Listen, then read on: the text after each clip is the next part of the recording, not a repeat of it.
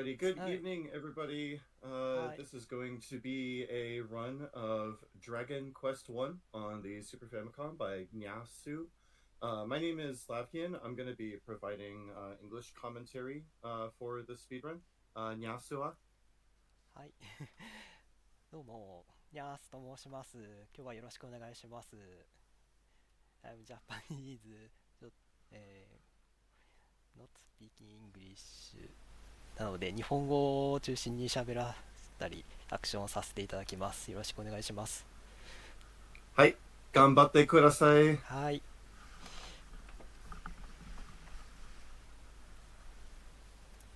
Yeah, this game is going to be run entirely in Japanese, so I'm going to provide some English commentary. 準備がいい？始めましょうか。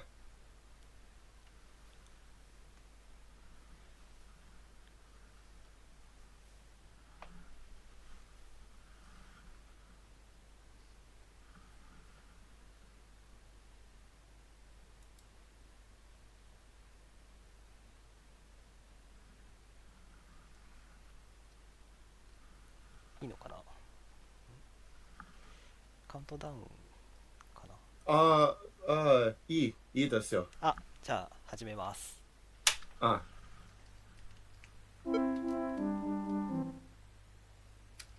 Okay, so at the very start of this run, one of the first things we're going to do is we're going to set our name to Bopo. It's the shortest name that gives us the stats that we want. Anyone who is familiar with, I see a couple of people from the Dragon Warrior Randomizer community here. You'll be familiar with the concept of, Infinite Zero, I am not bilingual at all. This has been a bit of a fun setup as I don't speak much Japanese and Nyasu doesn't speak much English, so we've been kind of trying to figure this out on the fly. But yes, I can read enough Japanese to get through this speedrun. But anyway, anyone familiar with Dragon Warrior Randomizer is probably intimately familiar with the fact that your name does kind of matter in the original Dragon Quest 1 or Dragon Warrior 1. Because your name kind of determines your stat growth. And obviously in an RPG speedrun, the thing we're going to want to maximize is our strength and HP. So that's why we have gone with the name Bopo specifically. And then, of course, for anyone who's not familiar at all with Dragon Quest, we're kind of given a mission from the king to defeat the evil Dragon Lord. We get a little bit of money and a torch and key, and we use that money here. We bought some clothes and a club as a basic weapon here, and with the rest of our money, we are buying herbs. We're buying a dragon scale, which is going to provide +2 defense, and we bought some torches, which we're actually going to be using to help us gain some early levels. as in the remix of Dragon Quest 1.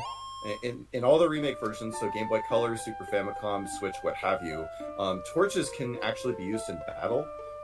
They do 6 to 9 damage each. And so we're gonna get level 2 here, just using our club, and then we're going to be moving east to the town of Myra, or Cole as it's known in the English version. And on the way there, we will be using our torches to try and get that experience. The minimum we want before getting to Cole is level 3. If we can get to level 4, that's even better. But right now we're looking for a level 2, and then that's when Nyasu should be heading east towards Myra. さて、まあ問題はこっからゴーストが出るからね。Yeah, Ghost can actually be a little bit tricky. One thing that's kind of nice about this speedrun is that stat growth in Dragon Quest 1 and 2 on these remakes, stat growth is completely fixed. So your stats are going to be the same at level 2, level 3, level 4. You know exactly what to expect in terms of your max HP, in terms of your strength and your damage output, so you can kind of plan for that. And depending on exactly what kind of encounters Nyasu sees, is kind of going to dictate the path that he takes and the enemies that he chooses to fight. Because obviously we want to maximize our resources. マジか神だろそれは Yeah, he got this. This fight came a little bit earlier than expected, and also the really nice thing though is that we got this scorpion, which is the most experienced out of any enemy that you can reliably kill with torches. So that's really nice. Although we do have a little bit more of a walk here in order to actually get to Myra. しなければいいんだけどな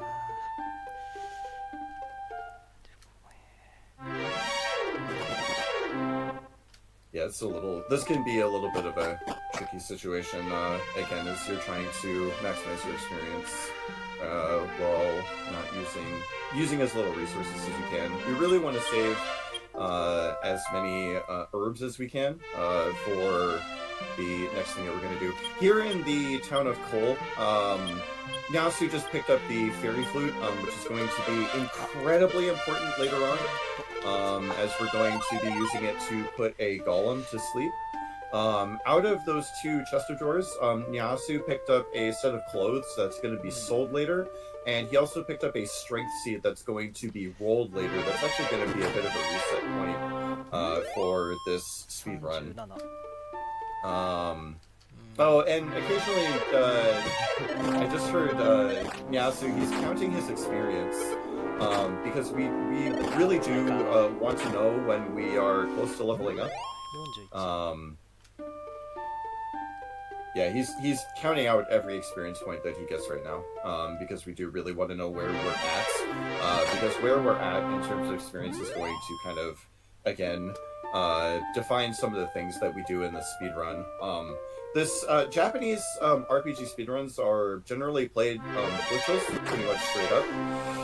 So that obviously means that we're going to have to be getting experience as we go. We are ideally looking for level 4 here before we go into Garai or Garingham. Oof.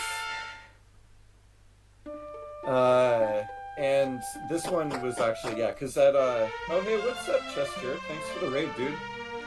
Welcome in, Chester's viewers. We are just now kicking off a run of Dragon Quest 1 on the Super Famicom. I see a couple of people from the DWR community kind of poking their heads out here, so you'll be a little bit familiar with the older version of this game. Now that we're here, so we needed to get level 4 because we wanted to learn Gira, or the Hurt spell, which is our first offensive spell that we learn in this game. we're going to be making use of the hurt spell extensively in the next part of this run. Right now, what Nyasu is doing, he's buying torches. He's buying as many torches as he can possibly carry and as many herbs as he can possibly carry. The specific thing that we want right now is we want our inventory to be full. た割にはタイムが遅いんだよな。It seems like this is a pace is a little bit slow here. And again, I can't stress enough that we're really like. Once we cross this bridge here, we're going to get a slightly different set of encounters. Like, we're going to be in a different encounter zone. And depending on what we see... yeah, these Magidrakies are really nice. You can one-shot one with the Hurt spell, which Nyasu just did just there. These giant scorpions are the best, though. They're really just the best amount of experience that you can get for using your MP. And so we really do want to see as many scorpions as we can. Once we get into this, we're going to go into a mountain cave here. And you'll notice here, as soon as Nyasu walks in, you'll notice that darkness in Dragon Quest I is different on the Super Famicom as opposed to the regular Nintendo, where you actually get this little circle around you, and it's just barely big enough that if you kind of hug a nearby wall, you can navigate this cave in the dark. And you have to be able to navigate this cave in the dark because we need our inventory to be full. When we get to the second floor of this dungeon, our main goal here is to get the Death Necklace. So again, Dragon Warrior Randomizer players get to be intimately familiar with the Death Necklace, as it's used a lot in Randomizer. In the base version of Dragon Warrior, the Death Necklace didn't actually do anything except curse you.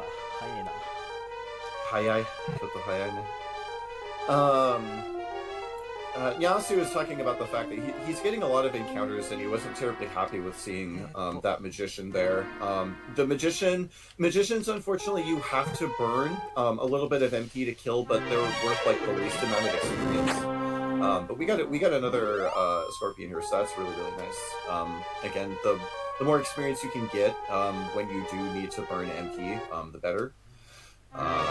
Once we do get down to the second floor here, the encounters are going to change. You're going to get a lot stronger, and we're going to be basically running from absolutely everything. Oh, this is a little bit rough. Now that we're out of MP, this Druid is going to be... this Druid is too much for us to fight. We're basically done fighting things now that we're out of MP, and we're really just relying on being able to run from things.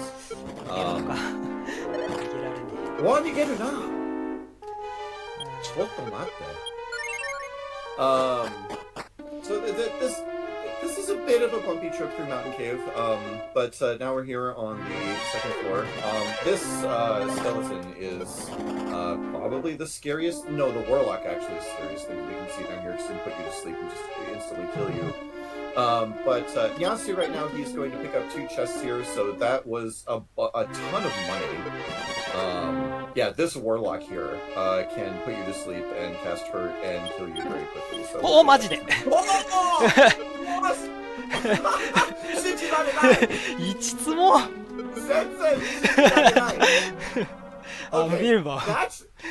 That's not supposed to happen in one try. So it's a 1 in 16 chance to get the Death Necklace out of that chest, which we have to fill up our inventory for that particular chest, because you're supposed to open it 15 out of 16 times you open that chest, it's gonna have a torch.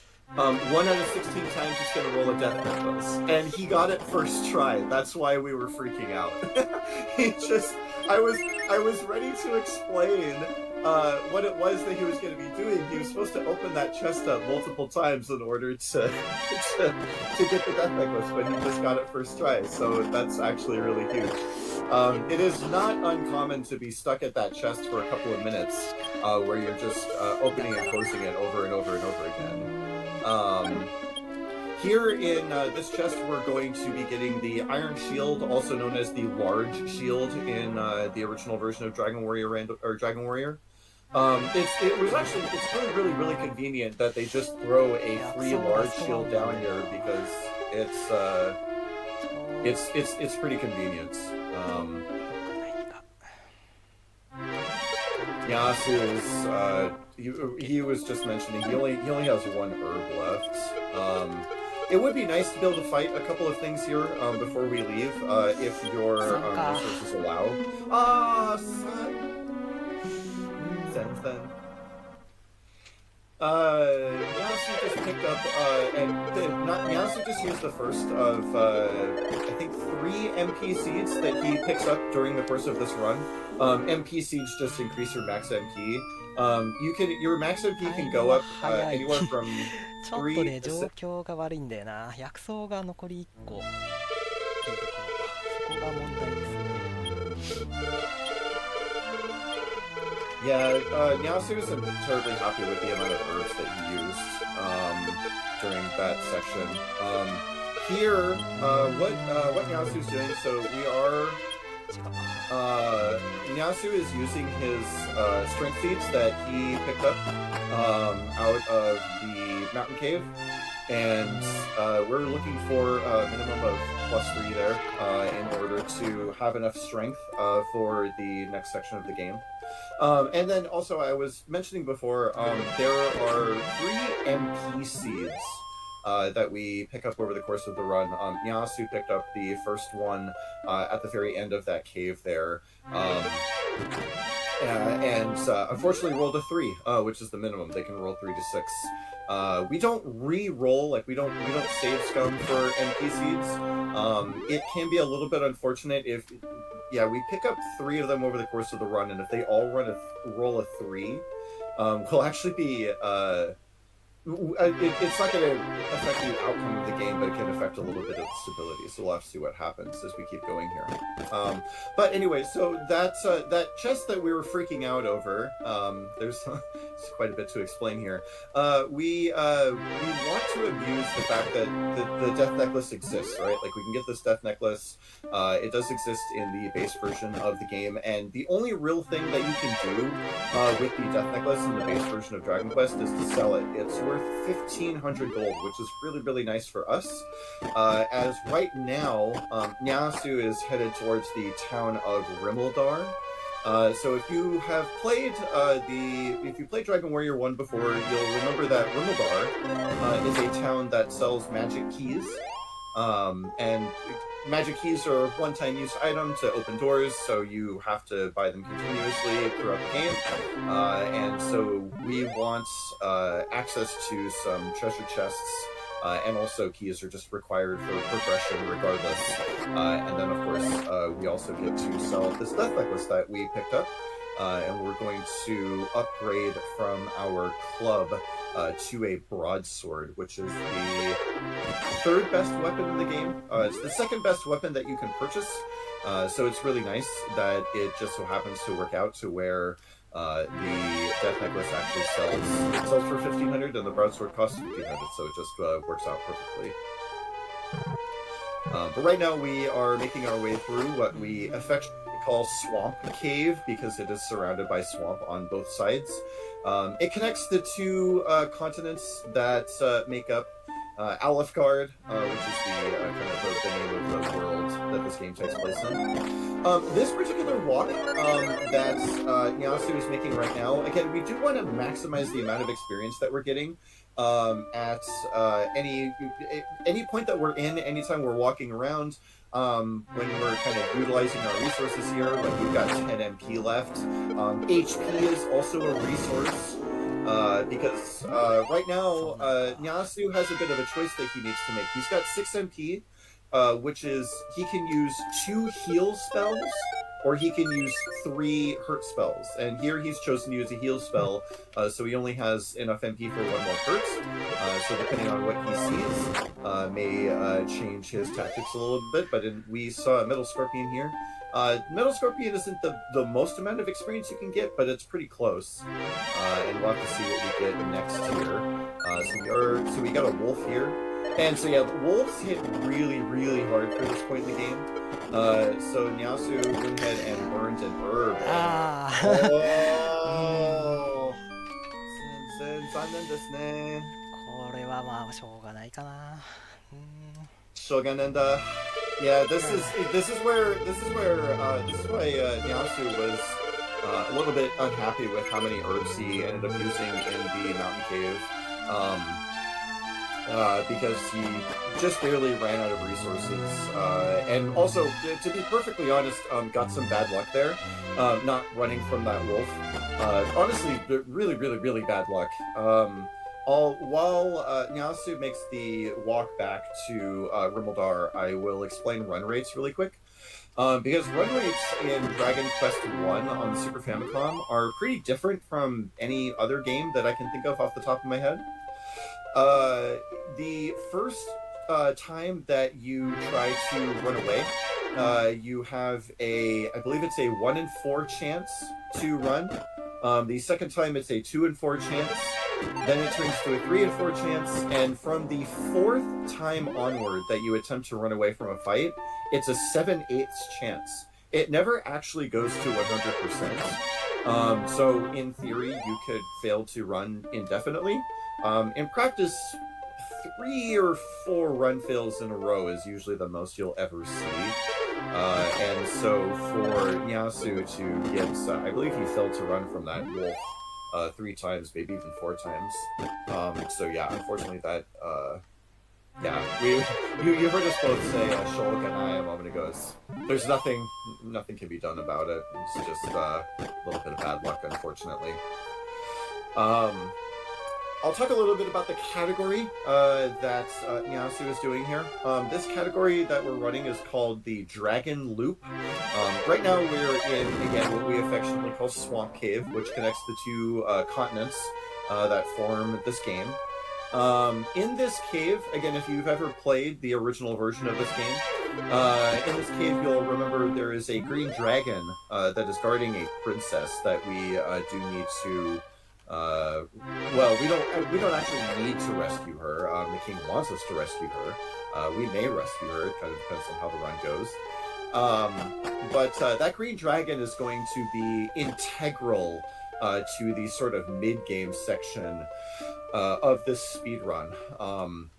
As we're going to take advantage of the fact that in the original version of Dragon Warrior 1, the dragon does not give very much experience, and it's been a long time since I played the original Dragon Warrior 1, but I think you can only fight it once, if memory serves.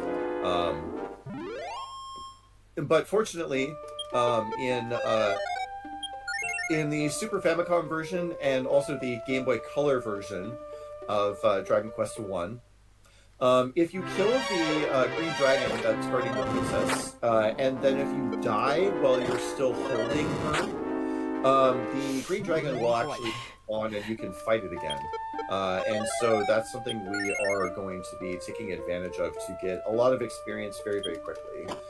As again, Japanese RPG speedruns are generally played pretty much straight up, in the sense that we don't really use any glitches, we don't really use any kind of tricks that you might be used to seeing in like Final Fantasy speedruns, for example. So we're going to be... a lot of the routing for Japanese speedruns really just involves how can I get the most experience in the most efficient way possible.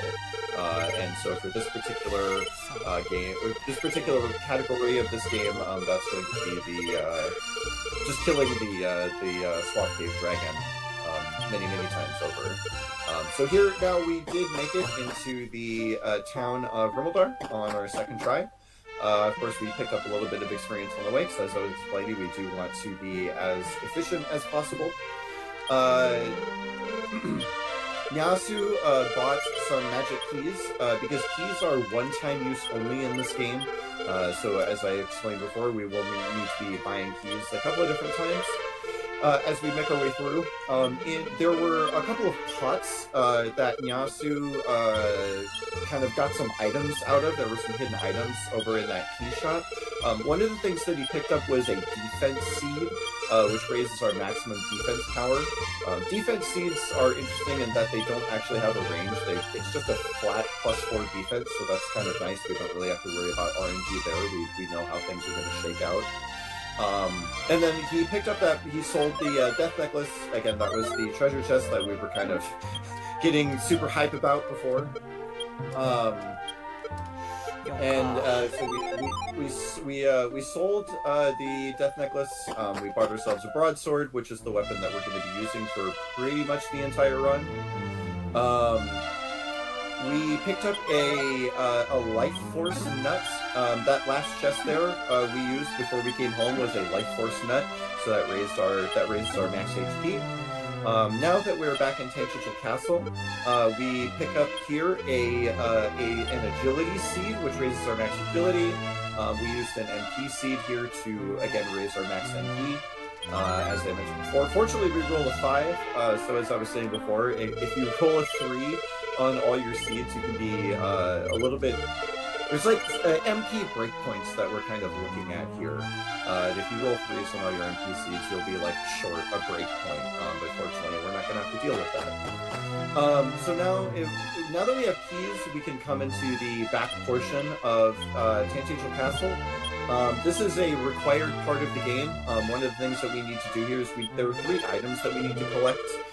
This is the first of them. This old man's going to talk about, oh, you're of the royal bloodline or something like that, and it's been prophesied that you'll kill the Dragon Lord, and now I'll give you this stone. And so we get the Stones of Sunlight, which is, again, one of 3 items that are required in order to finish the game. Also in the chest of drawers there to the right of where the old man was standing, we picked up a free medical herb, which we use for healing, and we also picked up another life force nut to raise our max HP. Nyasu actually used that life force nut in battle, because it is much faster to use it in battle than it is to use it outside of battle, so just another one of those little optimizations. And again, we're actually strong enough now that even though we don't actually have a weapon equipped, we're one-shotting all the enemies on this walk from Tantagel to Garai. So again, might as well just pick up all the experience we can while we're going.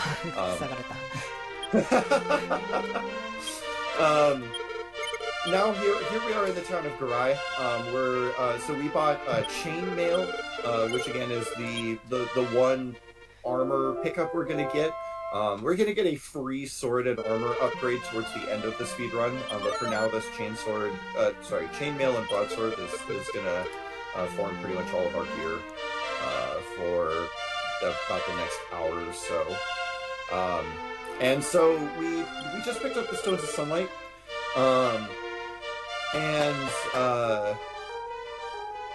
Now we need to pick up our next required item.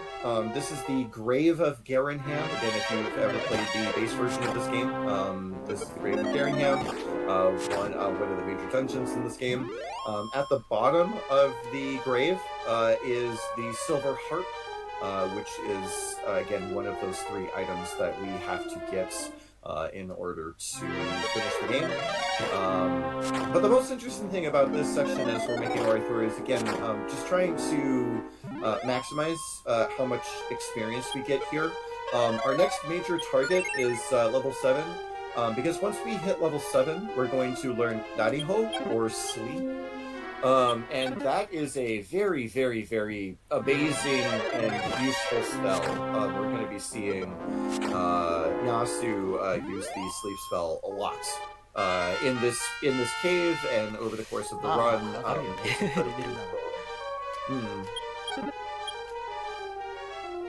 So in these chests, we picked up our final life force nuts that'll be used at some point in battle again to raise our max HP. We picked up a little bit of gold, and we got another extra magic key. There is a door here that we are going to need to open up in order to progress down to the bottom and get that silver heart. But again, aside from that, we really are just trying to maximize the amount of experience we get here.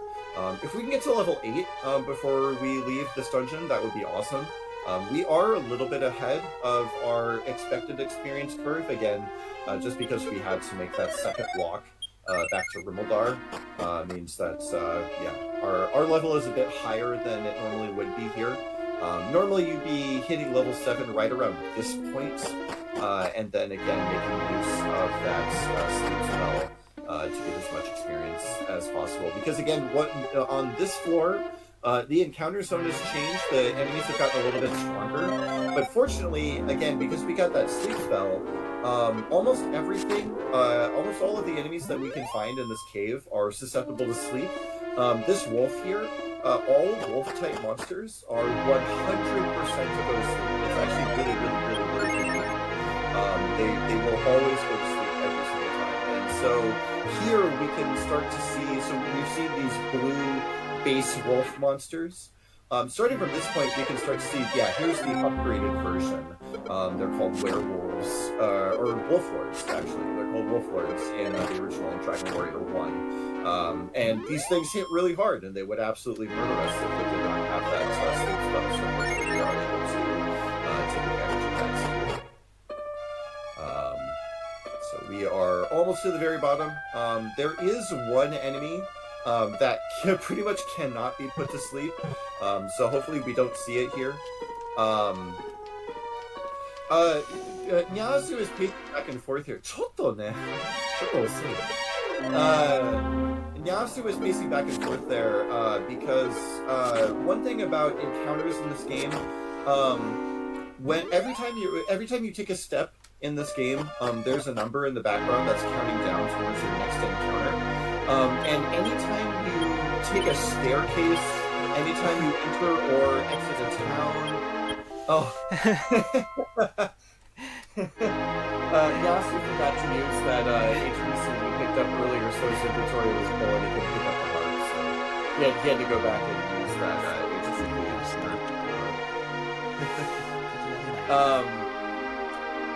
But yeah, so as I was explaining a moment ago, so when you saw Nyasu taking those steps back and forth by those stairs, he just wanted to make sure that he got an encounter before he went down to the next floor, because since you're taking a lot of steps on that floor anyway, and again, we want a lot of experience, you just want to make sure you get a fight on that floor before you head down. And now, what Nyasu is doing here, he used the silver harp, which summons enemies. It kind of forces an encounter. And now we're taking an intentional death here, because it's the fastest way out of this dungeon. This enemy, by the way, is the only enemy on the bottom floor of this dungeon that really you have almost no chance of ever putting it to sleep. So fortunately, we didn't see it until we were ready to actually leave. Because as you saw, that thing murdered us very, very, very quickly.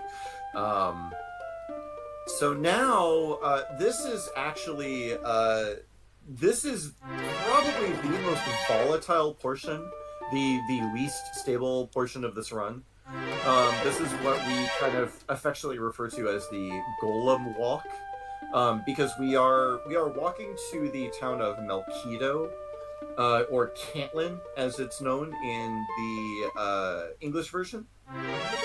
And anyone who has played Dragon Warrior 1 before, any version, you will remember that standing in front of Cantlin is this giant golem. They erected a big golem to defend the town from monsters, and we will also need to defeat that golem if we want access to the town. So that's why we picked up that fairy flute back in Cold, towards the very, very beginning of the run. Because the fairy flute can be used in battle to put the golem to sleep.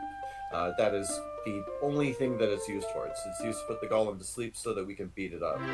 And the really, really nice thing about the Super Famicom version of Dragon Quest 1 is that the golem is actually guaranteed to stay asleep for at least one turn after you use the fairy flute.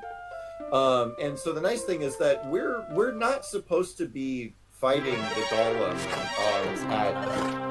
we're going to be getting to level 8 here. We're looking for level 8. And then we're going to start walking towards the golem. You're not supposed to be fighting the golem at level 8. It would absolutely pummel us into paste if we did not have the fairy flute, and if the fairy flute did not work the way it does. The Game Boy Color route through this game is significantly different. It's significantly different from the Super Famicom routes, and that's pretty much entirely due to our ability to fight the golem as early as we do. Resources here are incredibly valuable, as the more resources that you can save, getting to the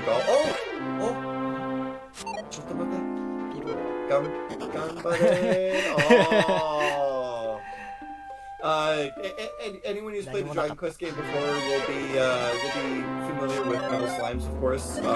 This is the one place that we can really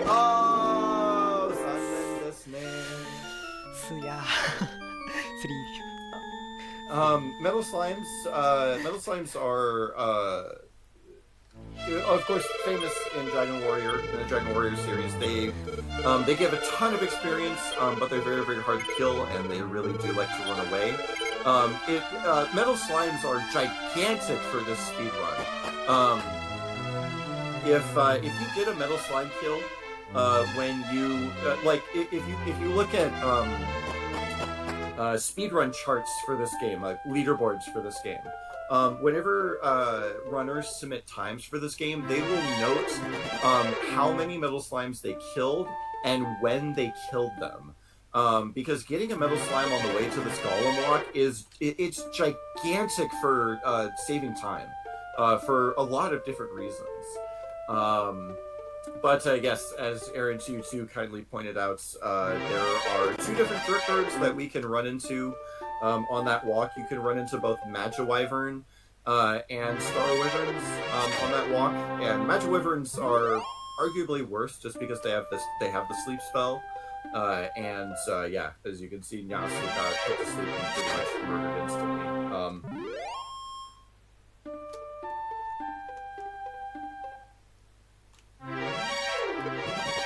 As I was mentioning before, this walk really is the most unforgiving portion of this run in terms of RNG. You really are at the mercy of being able to run away from encounters. Once we pass a specific point, the enemies just get too strong. Yeah, we're really relying on just being able to run away. And the reason why we're doing this now is because in the remakes of Dragon Quest 1, the golem outside Cantlin is worth a whopping 2,500 experience points. If we kill a Metal Slime, we'll be at level 9. But assuming we just walk straight there, we'll be level 8 when we fight the golem, and we will get up to level 11 with just that one fight. I kind of was talking about this briefly. Nyasu walked into that town and walked out again because it resets the countdown to his next encounter. And so obviously we want to avoid as many enemies as we can on this walk. So if you can manage to walk to Hawk's Nest and just kind of pop in and out, that's going to save you an encounter over the course of the walk. Here we go. Here is another Metal Slime. If we get a hit here, there is a way to... So one thing, you can guarantee doing damage to Metal Slimes. If this Metal Slime stays... Oh! Yes! Oh! Arigato! Kanpeki desu ne. Okay, so one thing I should point out here, there is an interesting trick We cannot guarantee that the metal slime is going to stay, but there is actually a technique that allows you to guarantee that you will do damage to it. It's a little bit difficult to explain. It basically has to do with the way frames line up. But basically, after the very first round, it was a guarantee that we were going to do damage to the metal slime. So now it's honestly worth talking about. I mean, this is going to save an incredible amount of time, which is nice because of some of the rough luck that we've had so far. So the biggest thing is we're going into this fight at level 9 instead of level 8. Which is going to have a significant effect on how much damage we do. And also, we should, I believe, be getting level 12 at the conclusion of the golem fights. And that's also going to, in turn, massively speed up... it's going to massively speed up the mid-game section when we get to that point.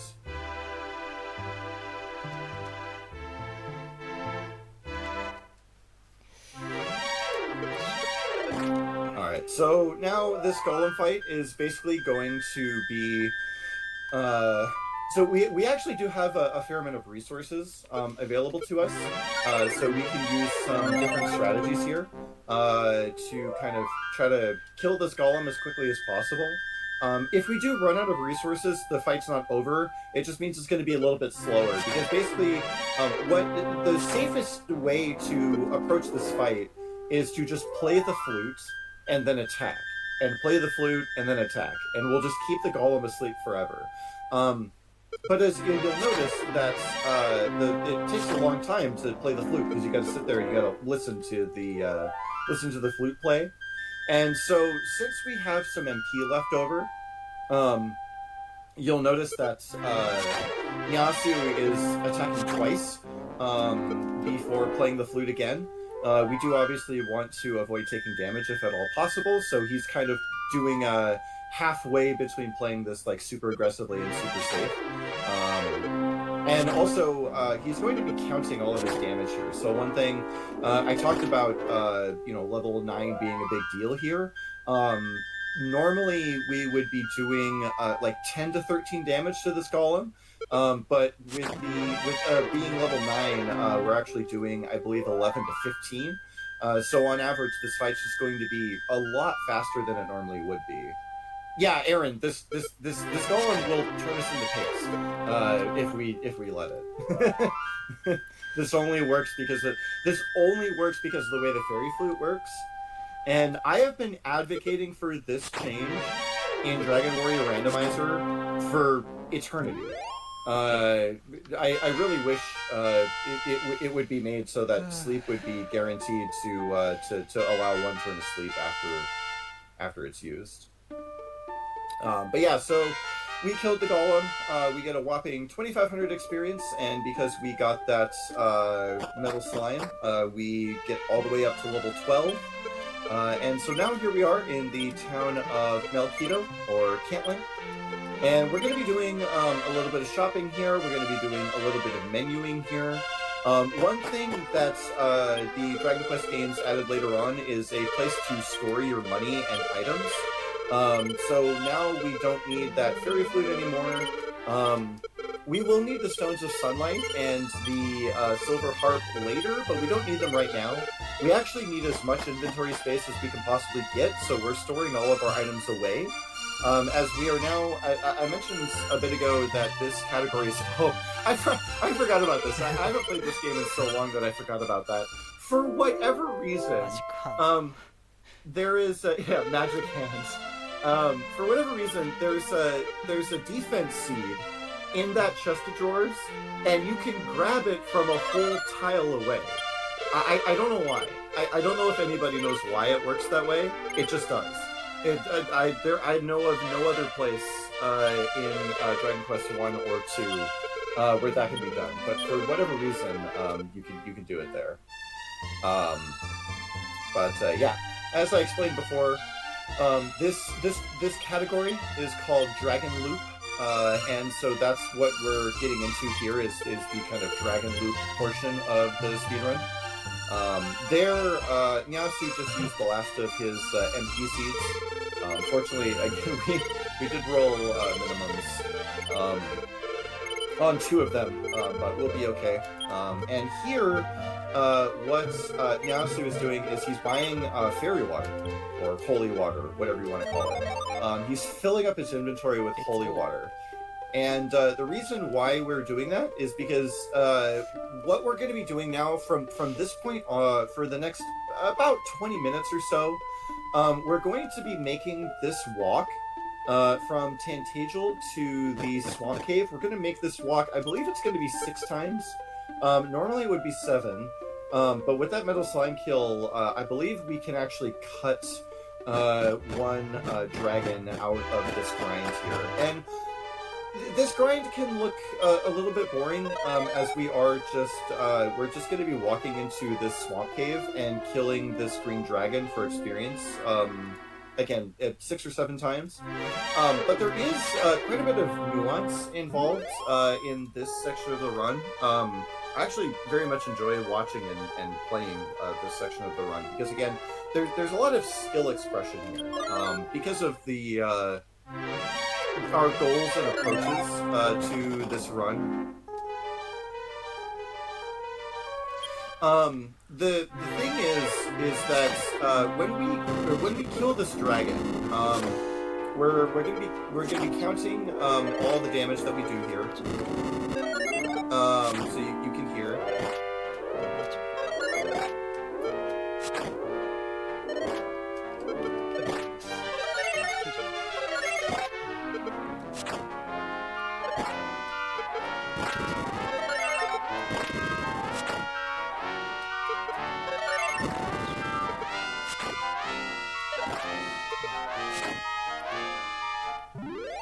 So you heard Nyasu counting there, because the green dragon has a fixed amount of HP, and we know roughly what our damage range is going to be at each level of this grind.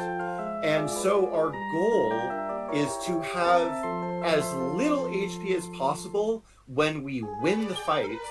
Because what we're about to do here is we just picked up this princess, right? So now it's time to take her home. Oh no. Oh, what happens? Oh no, we're walking around the swamp. Oh, we're losing health. Oh no, we died.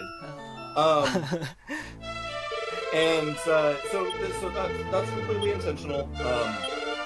We take the princess and we walk around the swamp until we die. And this is going to make the princess go back into the swamp cave. And then the green dragon is going to respawn. And so you saw we got 950 experience off that first green dragon. We got a level off of it, and that again is going to be the strategy we're going to employ to get to level 15. And so again, there's a lot of little nuance here to this section.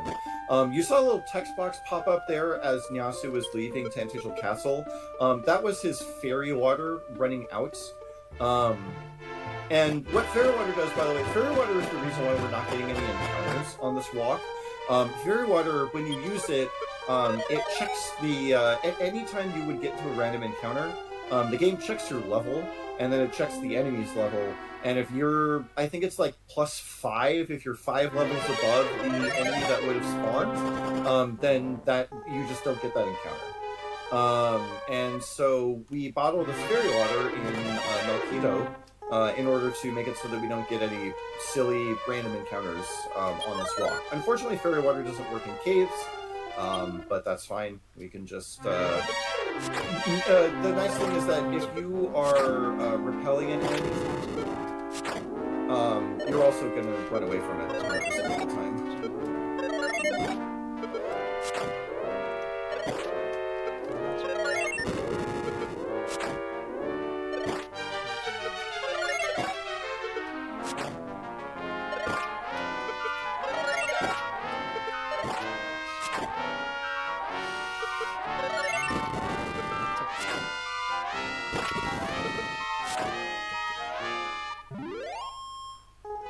I'm giving Nyasu a little bit of serious time because I don't know about him, but for me, counting is really hard, and you do want to go fast.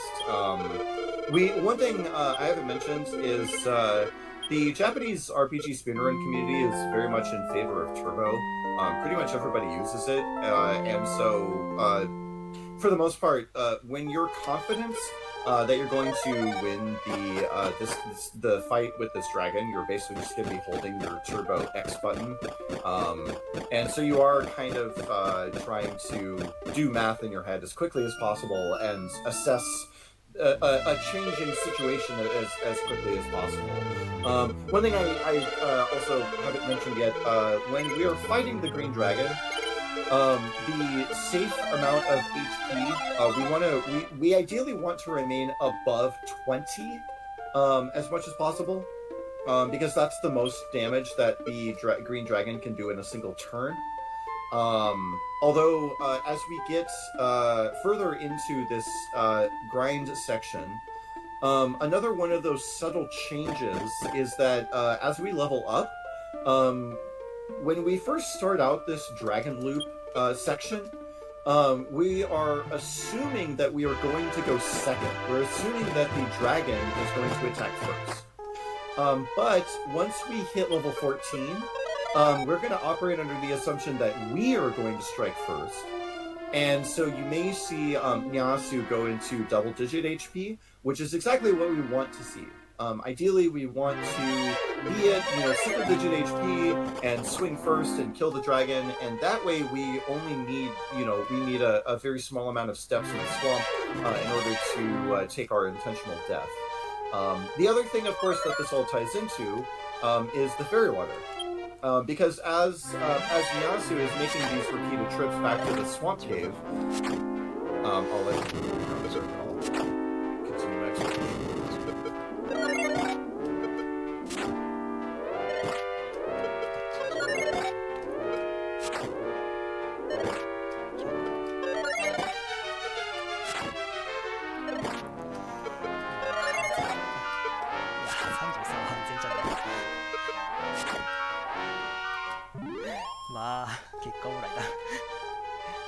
So yeah, here's an example of Nyasu is expecting to go first, and he did. So we get to have a little bit lower HP and a little bit of a faster intentional death. He wasn't super happy about being stuck at 33 HP. That can be a little bit risky, but it all worked out. And so yeah, so like right now, as Nyasu is walking around and taking this intentional death, he is like his fairy water that he's been using is kind of counting down, right? And so if we can minimize the number of steps that we need to take in the swamp in order to take our intentional death, we can maximize the number of our fairy water usage. But you may notice that we did use the last of our fairy water, and we still have a few dragons left to kill. So we do need to make a pit stop over here into the town of Breckenary. I don't actually know the Japanese name of this town. I think it's just like Temptation Town or something like that. But regardless, there is a convenient fairy water shop here. So we will refill on this is pretty much all the fairy water that we are going to need for the rest of this section. At some point also, I believe after this dragon, we are going to need to buy some more keys. So we're going to be doing that here in a little bit also. One thing I'm going to take the time to explain here also that I haven't explained just yet, you may have noticed if you've been paying attention to the way that Nyasu is walking, he will occasionally walk into walls or barriers, kind of. Because if you notice, your character in this game walks half tile at a time as opposed to a full tile. And so when you are halfway aligned with a wall in this game, so like right here, you just saw it, and he's going to do it again. So he's going to kind of walk into the corner of the wall here. what's happening is when you hold down, and the game will force you to walk to the left automatically.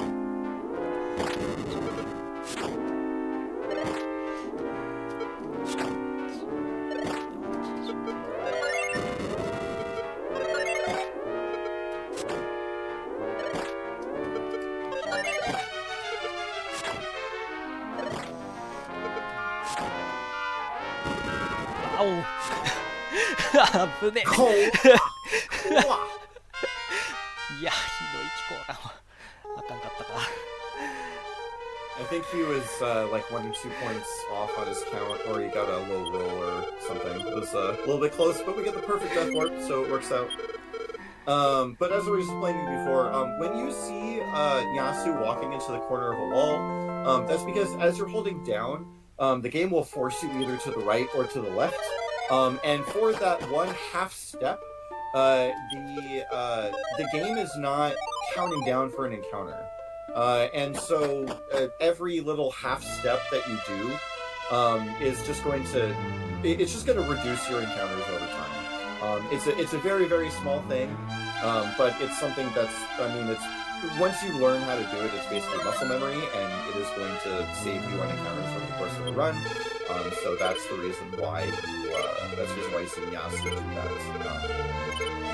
So now, as I've mentioned a few times, these magic keys we've been using, they are a one-time use only. So we are going to buy some more keys here, and then take this intentional death. I believe this is the last intentional death we will be taking. No, we need to kill this dragon a couple more times.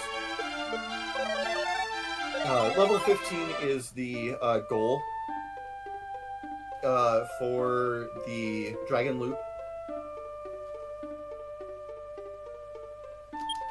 After this, we are going to be making a trip out to Domdora, or Hawksness, as it's known in the NES version, which of course is the town that was ravaged by the Dragon Lord's minions, and is where Erdrick's armor, or Loto Yo Yoroi, is what we're going to be picking up here in a little bit.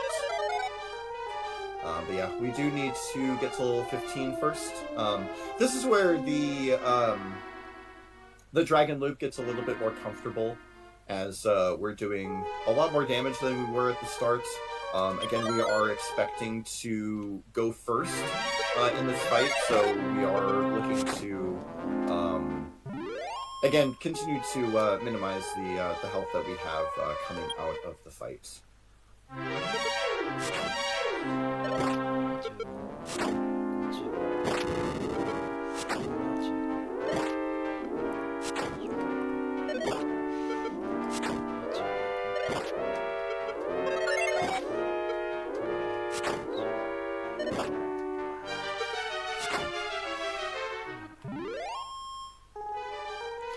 14はね、ほぼ先行の上にダメージも計算しやすい。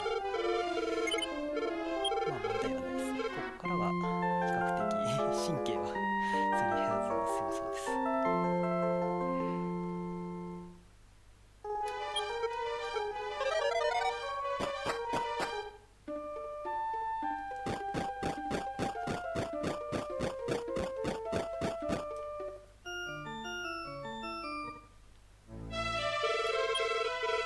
It is also fairly convenient that for whatever reason, there's some weird perks in this game. If you take a death, I believe if you take a death for any reason other than getting punched by an enemy, by which I mean if you die to an enemy spell or a breath attack for whatever reason, the game cuts short the little jingle that normally plays. And so it's nice that that also happens when you're walking around in the swamp. You just get a really fast intentional death animation. Here, you may remember when we went to Cantlin or Melkido, we stored away some items so that we could maximize our inventory space. We do need to get those items back, so we picked up our we got our dragon scale back, which gives us +2 defense, and we got our silver harp and our stones of sunlight, which are 2 of the 3 required quest items that we need in order to finish the game. And now we are headed back to finish up this Dragon Loop section. Again, this is anyone familiar with the NES version of this speedrun will know that it's a 6-hour speedrun, and like 5.5 hours of that is just grinding.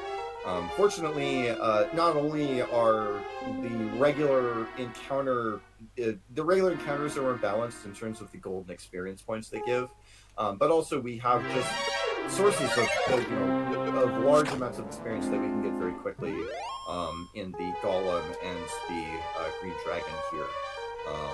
So that make this run a lot nicer, a lot more stable. Generally, it takes about.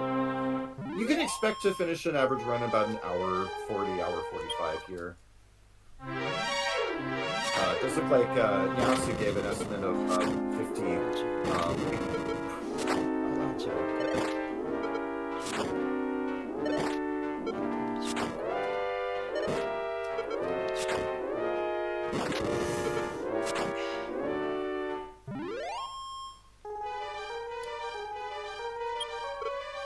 Pretty close to a perfect fight.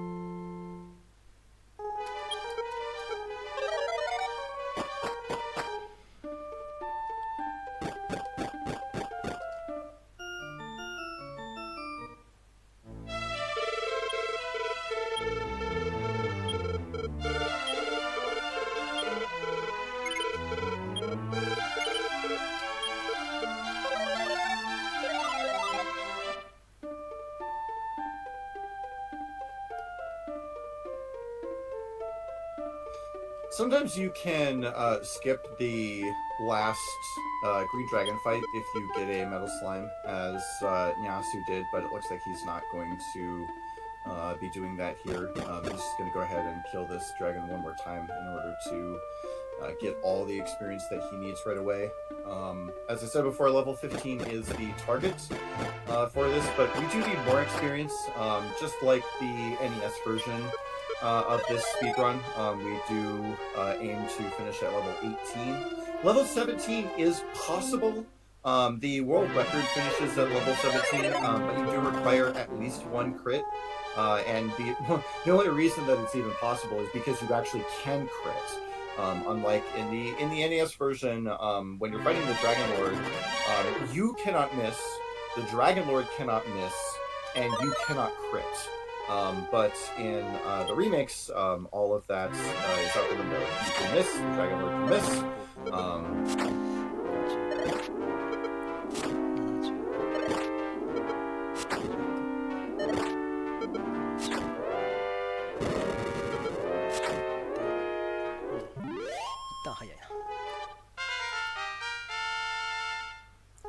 Kaishin no ichigeki mo nai.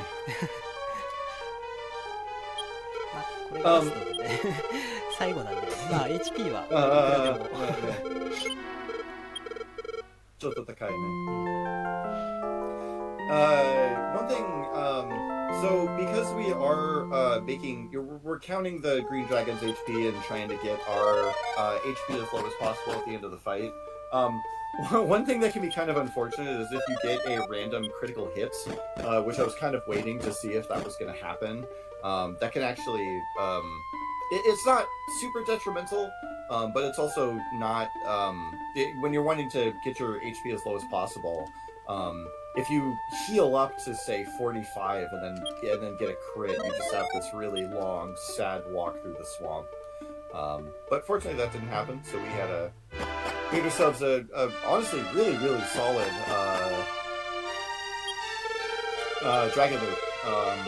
From the first dragon to the last, you're looking for somewhere between 20 and 22 minutes, and it looks like we hit 20 minutes pretty much bang on. Here, we have walked up to this cave here. This is the Staff of Rain cave. So this old man this old man is how you learn about the silver harp. He tells you that you need to go pick up the silver harp and bring it back to him, and he'll give you the staff of rain. But we got that already, so we just get that staff of rain, which is again one of the items that is required in order to finish the game. From では here. お楽しみでしたねということで、お姫様とお楽しみ。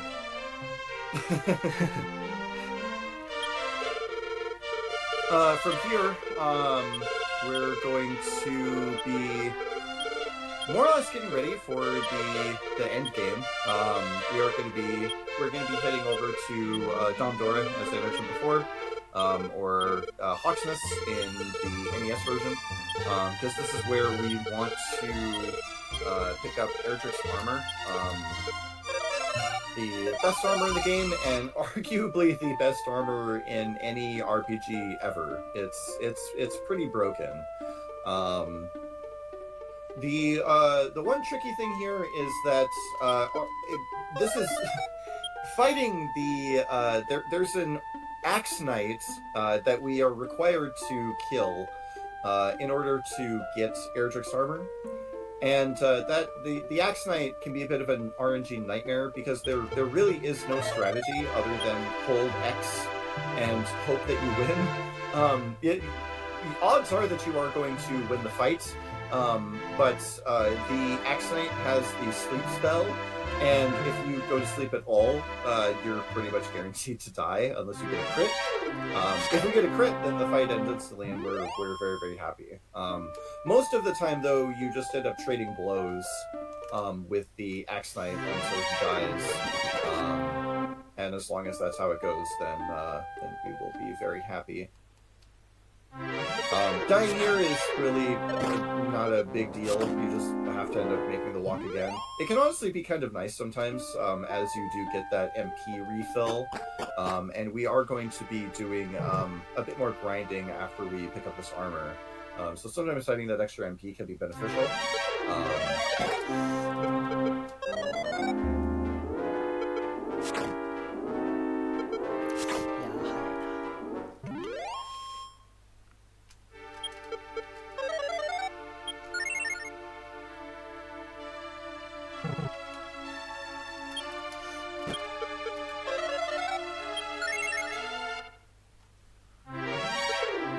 Here is that Axe Knight that I talked about, and immediately, he tried to cast Sleep and it failed, which is actually really good for us. He should win right here on this attack, I believe. So the nice thing is that if the Axe Knight tries to put you to sleep and fails, then you're pretty much guaranteed to win the fight from that point onward. And so everything worked out. And now we have just thrown away that chainmail that we picked up in Garai about 45 minutes ago, and traded it in for Erdrick's armor, the best armor in the game. Again, Erdrick's armor might be one of the most broken pieces of equipment in any RPG ever. It cuts spell damage in half. It cuts, so there are two different fire breath attacks in this game. There's a weak breath attack that dragons have, and a strong breath attack that the Dragon Lord has. And it cuts that damage by 2/3, which, by the way, makes it pretty much required. You are really just not gonna beat the Dragon Lord without Erdrick's armor, so it is required. It makes you immune to stop spell, which we may see out of the final boss. And on top of all of that, you recover 1 HP for every step that you take. So Erdrick's armor is just an incredible piece of equipment. And it's one of the reasons why this next section, it's one of the reasons why we're able to do what we're about to do here, which is this is kind of referred to as the strong Melchido grind, as we're kind of we're grinding in pretty much the strongest encounter area in the game outside of the final dungeon. And our goal here is going to be getting to either level 17 or as close to level 17 as possible. I have to imagine that Nyasu is going to go all the way up to level 17. If you're going for a PB or if you're in a race, You can leave this grind a little bit early, but for the most part, we're going to be going all the way up to level 17 to prepare us for getting to level 18 as we make our way down to the final dungeon.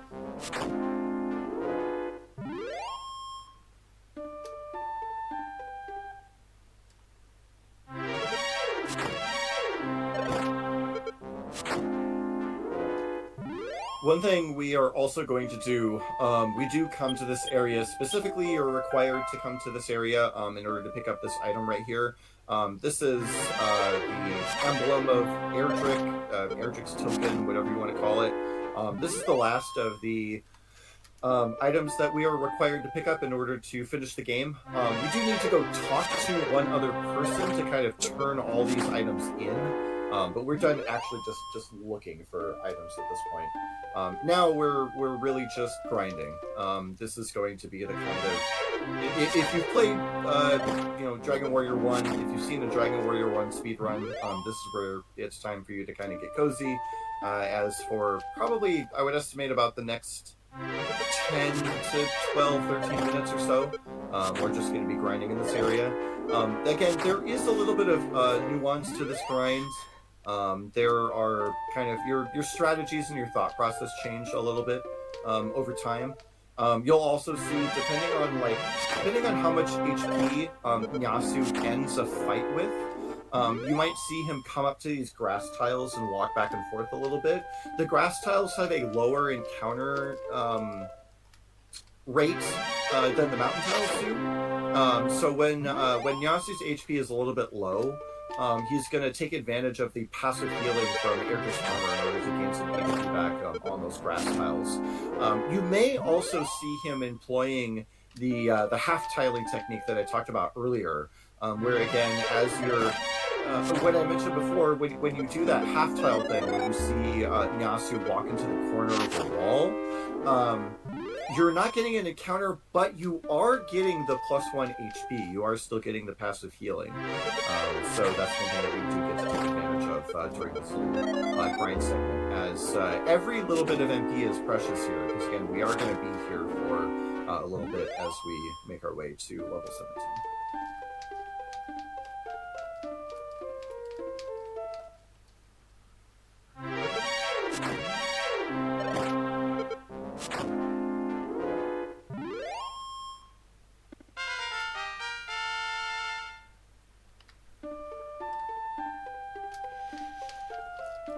やっぱメタルのおかげでレベルアップが早いですね。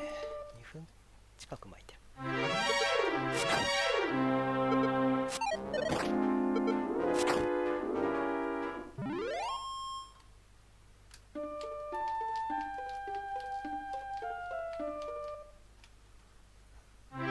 What Nyasu said just there was that thanks to the metal slime that he got earlier, he got level 16 a lot earlier than he otherwise would have. This is where you kind of have two options available to you if you kill a metal slime.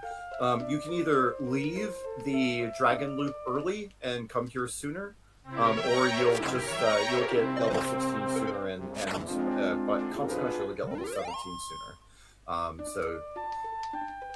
Right now, looking at Nyasu's, let's see, just saved 2 minutes off of his time. It's actually really close to his, what looks like his peaking time here, his average time of 136. So, looking pretty solid so far.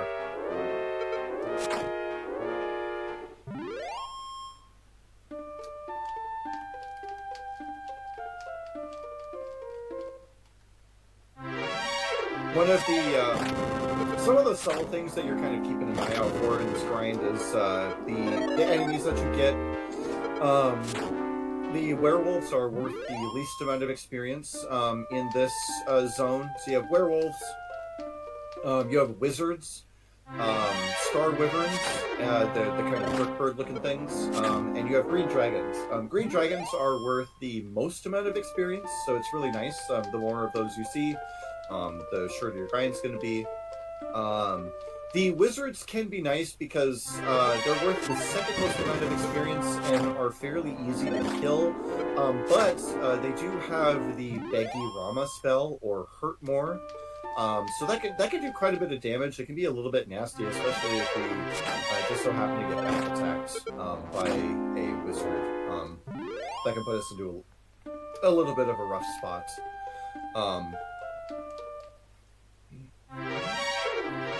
The other thing, one of the reasons why it's so much important, one of the reasons why it's so important to do this kind of heal walking and to maximize resources is really because of these Star Wyverns that you're looking at right here. These things are honestly the most annoying enemy ever. They are about 80% chance to go to sleep, so that's why BMP is so important, because we want to be able to put them to sleep to make the fights efficient. Because if you try to fight a Star Wyvern straight up, it has the heal more spell, and it's really likely, based on the way the damage rolls just sort of work out in fights like this, that you're gonna get stuck in a loop where the Star Wyvern is just heal mooring itself over and over and over, and you're never gonna actually kill it. So one thing that Nyasu is doing here, like whenever Nyasu sees a Star Wyvern here, he's keeping an eye on his initial damage roll, because if his first damage roll is high enough, then he can skip casting sleep and save a little bit of MP.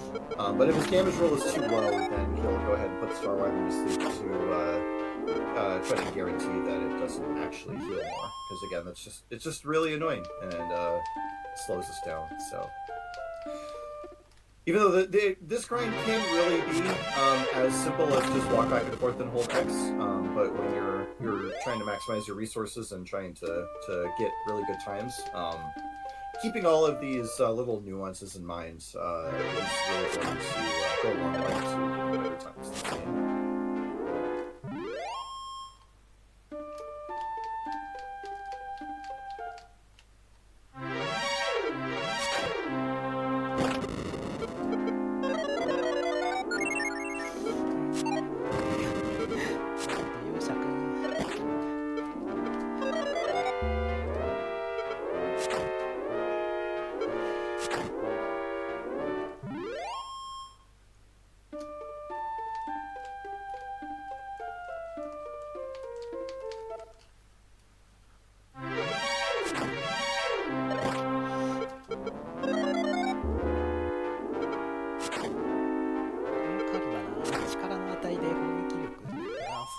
ちゃうから当然力の種が値がでかいほどダメージ乱数高くて、特にスターキメラを2発で落としたいんですけど、なかなかそう。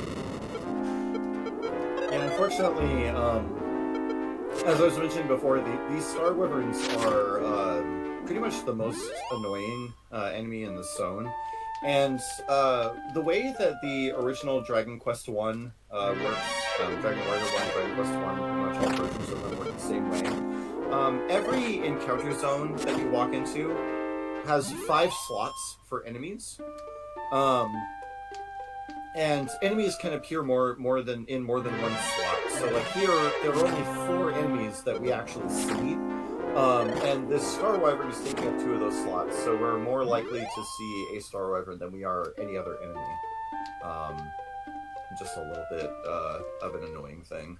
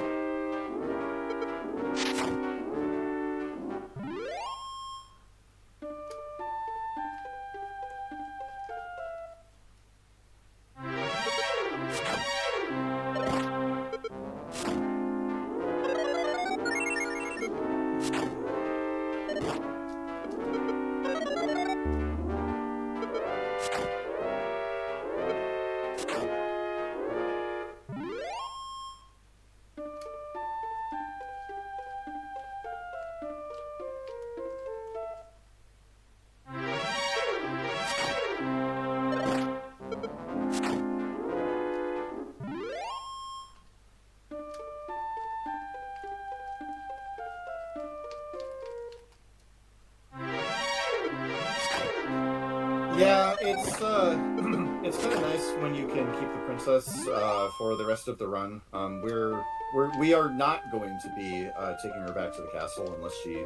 If we get through the rest of this without dying, then we'll kind of take her back to the castle incidentally. But it's not required in order to finish the game. Well, okay. Actually, let me back up. I meant to explain this before for people who aren't familiar with Dragon Quest One. When Yasu picked up the Lotos token earlier, you may have wondered how it's in the middle of a swamp, it's in the middle of nowhere.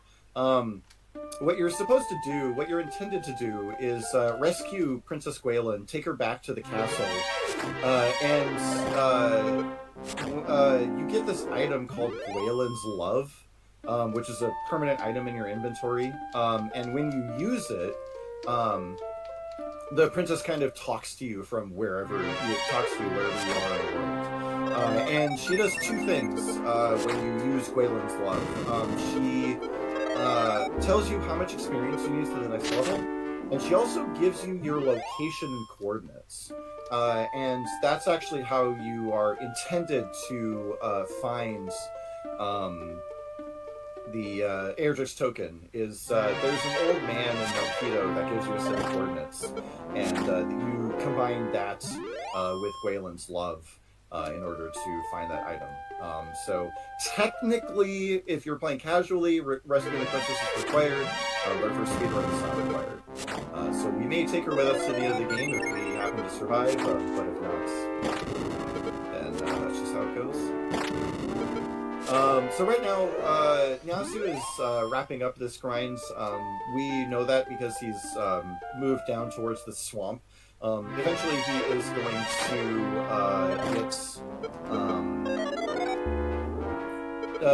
once he gets enough experience, probably right around the time he hits level 17, maybe a couple of fights after that, we are going to be taking an intentional death here. We will have one more opportunity to grab the princess, so don't fret. But we will be taking an intentional death after this grind section is over. そろそろだと思うんだが。あー、来た来た。 There we go. So now we are level 17. So what's one other thing I forgot to mention with regards to Erdrick's armor is that it makes you immune to damage tiles. Nyasu had to take Erdrick's armor off in order to take damage from these poison swamp tiles in order to kind of facilitate a faster intentional death. You can also save a very slight amount of time. If the Star Wyvern had killed him with a breath attack, he would have had a slightly faster death warp. But that's just one of those things you're not like really fishing for. That's just kind of nice and easy to get it. But we are all done grinding in the sense of just kind of walking around in place. We are now in the end game. We have one pit stop we need to make. There's an old man that we need to talk to in order to pick up an item called the Rainbow Drop. That is going to give us access to the final dungeon. We are going to be fighting everything we can along the way, as we do need to get to level 18. But again, we're going to be fighting as we move through. We are pretty much on a straight shot to the Dragon Lord. We are going to take advantage of this Swamp Dragon one more time. We're going to kill it one last time. The nice thing about this fight is that for all of the strategy and counting and tactics we had to use, now we're level 17. We're super strong. We have better armor than we did before, and this fight is really nice. You just get to kind of hold X and win. There really is no counting involved at all. This is a place where it's really, really nice to get a critical hit, so you can save time, as opposed to the Dragon Group where a critical hit can actually cost you a bit of time if it comes to the wrong point.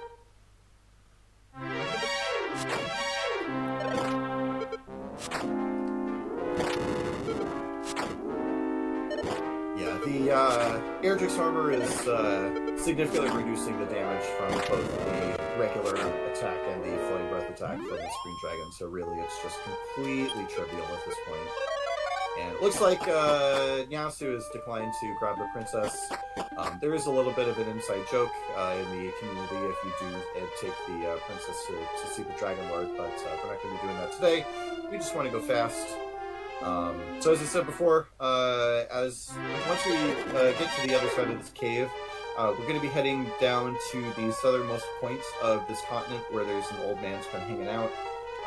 He is going to see that we've collected all of the required items to make the rainbow drop. And from there, we will take a quick pit stop at Rimmeldar to take an inn to restore our HP and MP. And then it's off to the final dungeon.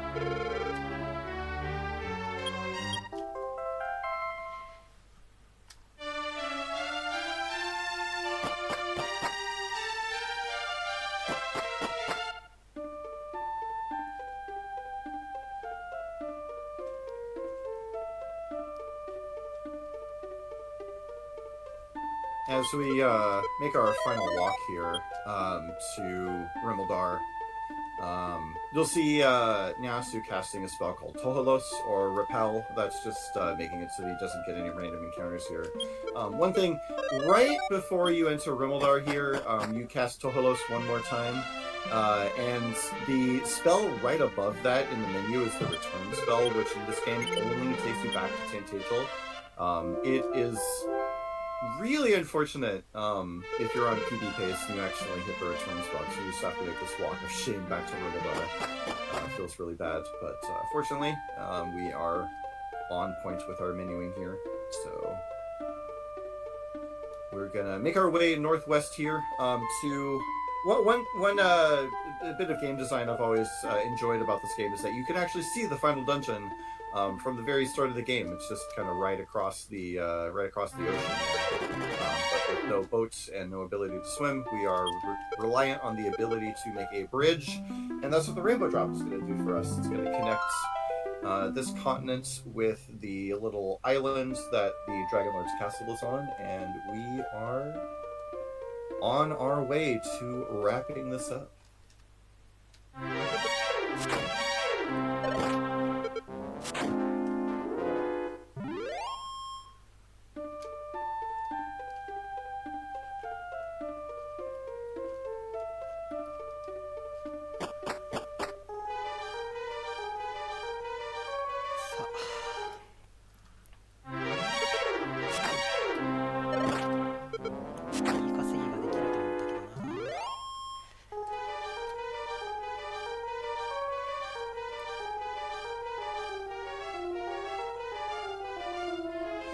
So as we make our way down the final castle, or down the final dungeon here, again, we are going to be taking fights to make our way to level 18, and we're going to be keeping an eye on kind of the quality of encounters, the type of encounters. When we're going to be picking up Erdrick's sword, the best weapon in the game, on our way down, and that will change our strategies as well. The one enemy that we really don't want to be fighting here is that axe knight that we saw Nyasu run from a moment ago.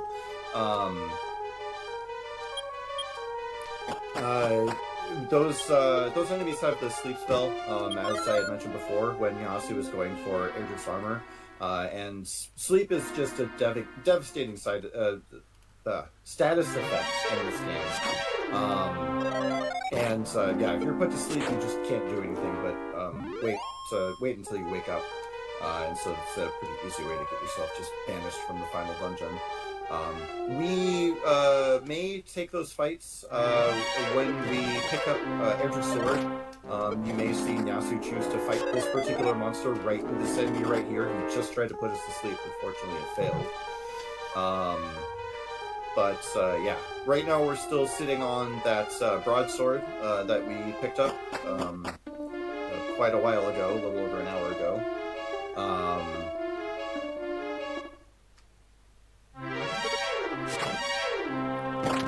These blue dragons are quite nice to see. They are the most amount of experience you can get for an encounter here. If they use their flame breath a lot, it's really nice because again, we're a little bit tight on resources, not extremely tight. We've got herbs in our inventory that we're going to be using. We've got enough MP for 12 casts of the Heal More spell, which is a very important spell to have for the obvious reasons. We do want to be cognizant of our MP going into the Dragonlord fight. As long as we have 64 MP remaining, we should be good to go. The Dragonlord fight itself, however, can be, there is a little bit of instability, just in the sense that in the base version of this game, Dragonlord 1 is a total pushover. He has 3 things that he can do. He can do a regular attack, he can cast Stop Spell, and he can cast Hurt More. In the remakes, he has several different things he can do. He can do a regular attack. He has the same attacks he has in the NES version, so regular attack, Hurt More, and Stop Spell, but the developers also gave him a lot more HP. They also gave him Heal More and Sleep, because why not?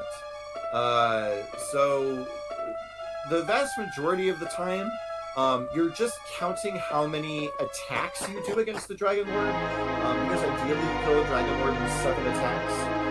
But if you heal more, you kind of have to adjust for that.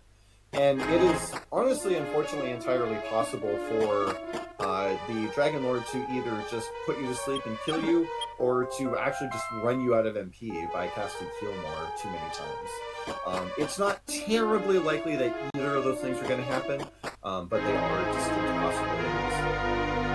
That chest that Nyasu just opened up had Erdrick's sword in it. One of the nice things about this game is that you can equip a weapon in battle and use it right away, so that's what we did there. He threw away his broadsword and now has switched over to Erdrick's sword, best weapon in the game. So now we are done collecting items. I haven't seen Nyasu check his experience. It's fairly common to check your experience right around this point in the final dungeon, as there's a kind of a break point that you want to hit as you make your way down, because the enemy encounters are going to change again. Once we leave this floor, the enemies are going to get a little bit stronger. And if we can get ourselves to the right amount of experience remaining to level 18, we can be very efficient as we make our way to the Dragonlord. So there is going to be just a very short section here where Nyasu's going to walk back and forth and take some extra fights, just to make sure that he gets level 18 in a timely manner. But this part won't take too long, just a couple minutes at the most.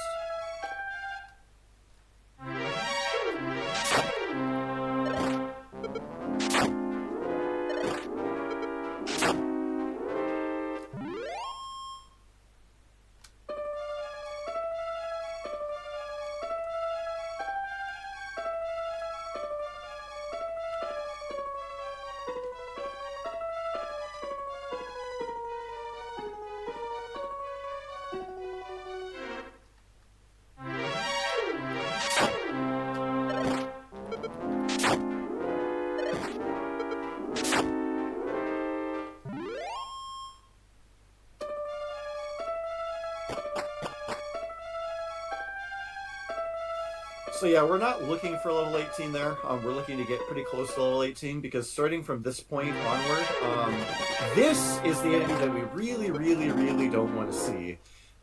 We unfortunately, we just cannot fight this thing. Akuma no Kishi, the demon knight, or armored knight, as he's known in the English version of this game. The armored knights, they can do a regular attack, and they also have hurt more and heal more. And there really are no mitigating strategies for that fight. You really just have to run away. If you try to fight that thing, he's just going to heal more himself a bunch of times, and you're really just never going to kill it consistently. So anytime we see this this red armored knight enemy, we're going to have to run away from it. It's really the one thing that we don't want to see.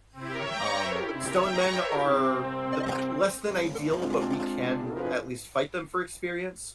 Wizards are nice. The one thing that we actually really want to see here, the one thing that'd be really nice to see here is a red dragon. Red dragons are worth the most experience in the game that's not a metal slime. And the really interesting thing about red dragons in this game is that they're on a script. Their first two or three attacks are always going to be the same thing in the same order every single time. And the nice thing about that is that sets us up to potentially kill a red dragon and basically not take any damage. As you see here, this wizard's worth 120 experience points. A red dragon is worth 350, and as I mentioned before, really just is for the most part fairly trivial to kill. Oh dear. 4発か。ちょっと怖い。So we're looking for every experience point that we can get here. Nyasu is kind of heal walking to get his HP back. Here you can really see that he's taking advantage of that half tiling that I was talking about before. He's trying to hedge his bets between both getting HP back and also getting an encounter eventually. So like, yeah, now he just wants an encounter because he's pretty much at max HP. And it's really unfortunate. It's really unfortunate that we haven't seen any red dragons yet, but we are closing in on level 18. As soon as we get to level 18, we will start that final boss fight.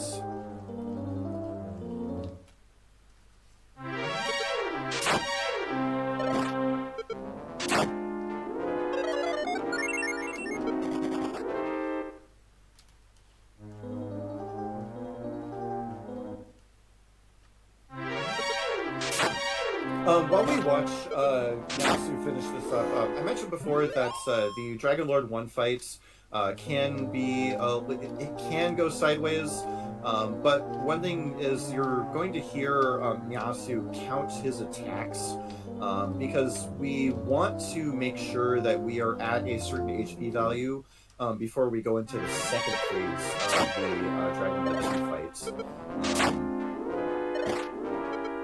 So we want to know when we're about to kill Dragon Lord 1. So here we are. Now we have hit level 18. So we're going to get our... just try to get our HP back here and go into the boss.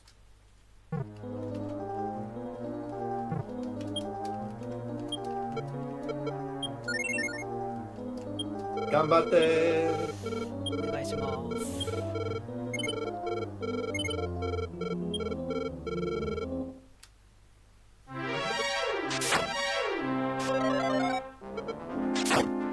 So the Dragon Lord's trying to put us to sleep and failed, but he's trying to put us to sleep again! Another attack here. Pretty clean. Okay, that was the first heal, Morris. That's gonna put 2 more attacks. Oh no! Oh, we went to sleep and then woke up immediately. We should be, I want to say from here, oh boy. About 4 more attacks.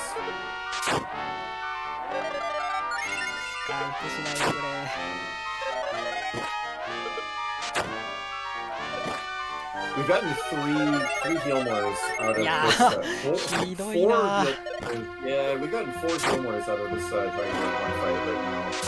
This is not the most ideal. It's not. We're not in a bad spot just yet. 4 or 5 heal mortars out of this Dragon Lord. This is really unfortunate. We've gotten a lot of sweet fails, which is nice. Okay, here we go.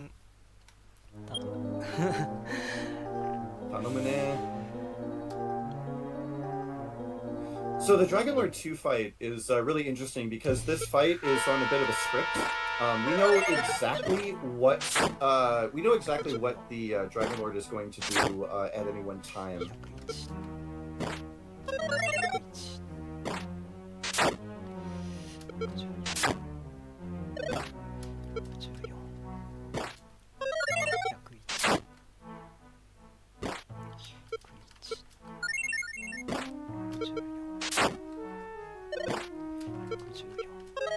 Nyasu is counting off the safe HP value that he wants to be at before choosing whether or not to attack or heal at the start of each round in this phase. This is a 4-turn cycle.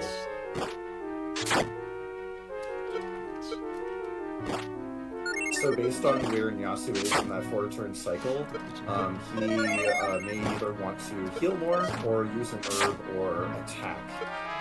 Basically, if you're looking for 101 HP or you're looking for 64 HP, and as long as you're above those values at certain points in the fight, then you're just completely safe.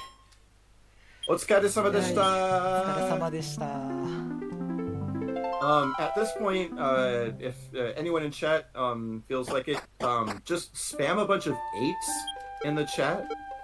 That's a way of congratulating. In the Japanese speedrunning community, you might see people just spam 8s in chat. The reason for that is because when you read it out loud in Japanese, it comes out as hach pach pach pach pach, so it sounds like applause.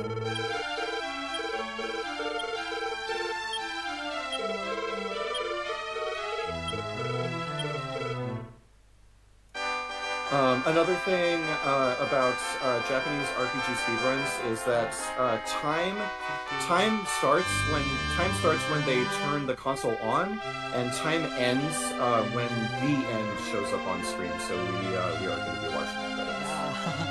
思った以上に事故が多くて大変でしたが、なんとかまとまりましたね。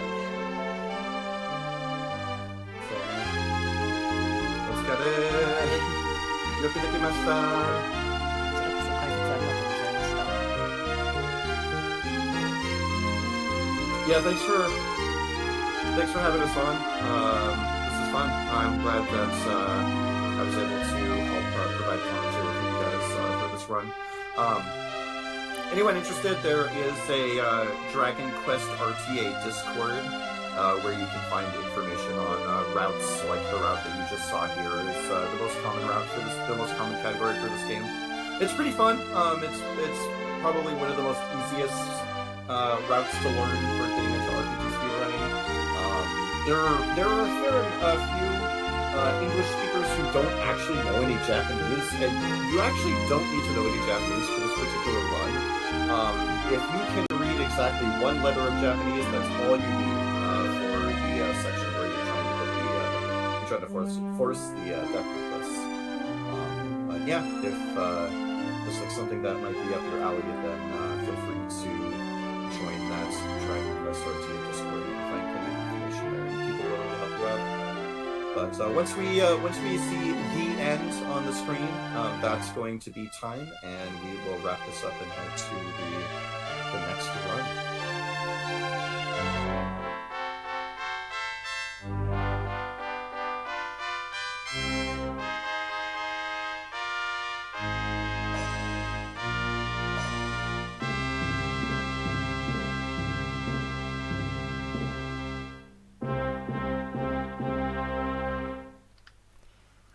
時間40分54秒でした。はい、お疲れ様です。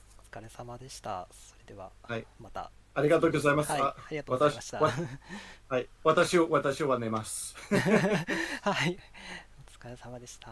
それでは次の奏者の方になると思うので、よろしくお願いします。